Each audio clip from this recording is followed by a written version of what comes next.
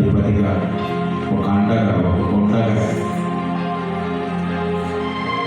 ఉండి దేవా, మీ నీతి మార్గంలో మమ్మల్ని నడిపిస్తున్నాం.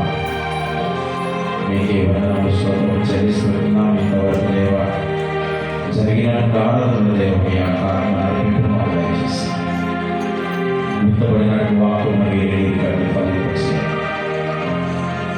కొన్ని విత్తనాలు భూమిలో పడ్డాయి, కొన్ని విత్తనాలు త్రోవ ప్రక్కన పడ్డాయి, కొన్ని విత్తనాలు ఇది మన దేవ వాక్యాన్ని మేము విన్నాం కానీ గ్రహించలేకపోతున్నాం. అర్థం కావడం పరితనము మాదిరిగా దేవ మేమందరం ఫలించినప్పుడు దేవ మీ కృపా సహాయం మాకు తెలుసు. మొదటి కీర్తనలో సెలవించాము, అతడు చేయనదంతయు సఫలమవుతున్నాను. నిజంగా దేవ మేము మీపై ఆధారపడుతున్నా. ఆధారపడినటువంటి సమయంలో తండ్రి నేను మంచి ఫలితాలను మాకు తెలుసు. చిన్న బిడ్డల తల్లిదండ్రులపైన ఆధారపడతాను. నేను దీవించాను. సంఘానికి అభివృద్ధిపరిచాను, సంఘానికి ఉత్తేజపరిచాను, సాధారణలన్నింటి మీరు లయపరిచాను. త్రియేకనాథంలో ప్రార్థిస్తున్నాను. ముఖ్యంగా దేవ ఎదురున ఉదయకాల మందిరంలోకి వచ్చి మధ్యాహ్నం నుండి ప్రయాసతో, కష్టంతో, ఇబ్బందితో ఉన్నటువంటి నీరుని శైలజ కొరకు ప్రార్థిస్తుంది. 3 దినముల నుండి వారు ఆరోగ్యం చేత బాధపడుతున్నారు. మీ గాయపడిన హస్తం ద్వారా తినేటటువంటి ఆహారములు, వేసుకుంటేటువంటి టాబ్లెట్స్లో దేవా మీ పరిశుద్ధతను, పవిత్రతను వారు తెలుసు.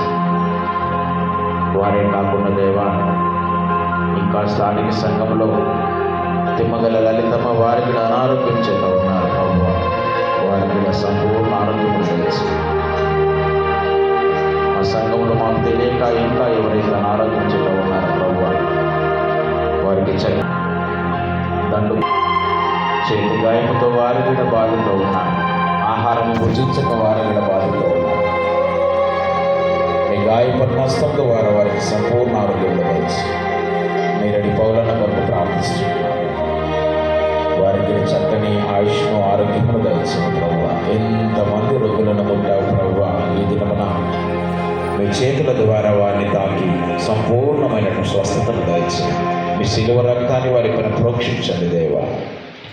ఈ రాత్రికాల వేళలో మరొకసారి దేవా మేమైతే మోకరించి ప్రార్థనలో విజ్ఞాపనలు మేమందరం చేరి ఉన్నాము దేవా. మా ప్రార్థన మీరు అంగీకరించండి.